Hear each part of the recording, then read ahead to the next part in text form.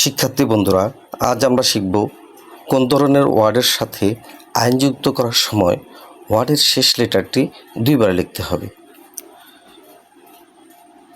যে সকল ওয়ার্ডে একটি মাত্র সিলেবাল থাকে এবং ওয়ার্ডের গঠন বা স্ট্রাকচার যদি এমন হয় সিবিসি অর্থাৎ কনসোনেন্ট ভাওয়েল কনসোনেন্ট হয়, সেই সকল ওয়ার্ডের আইন যুক্ত করার সময় শেষ লেটারটি দুইবার লিখতে হবে।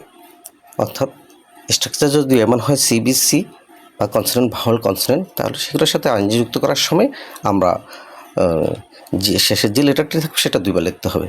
কিছু এক্সাম্পলের সাহায্যে যদি আমরা বোঝার চেষ্টা করি, যেমন এখানে ফুট, খাট, রান, সিট, সুইপ, এই যে ওয়ার্ডগুলো আছে প্রত্যেকটি ওয়ার্ডই একটি মাত্র সিলেবাল, আর এগুলোর স্ট্রাকচার হলো ওয়ার্ডগুলোর স্ট্রাকচার সিবিসি অর্থাৎ কনসোনেন্ট ভাওয়েল কনসোনেন্ট।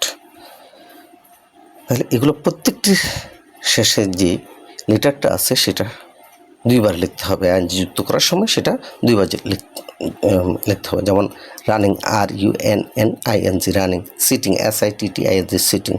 আশা করি বুঝতে পেরেছো।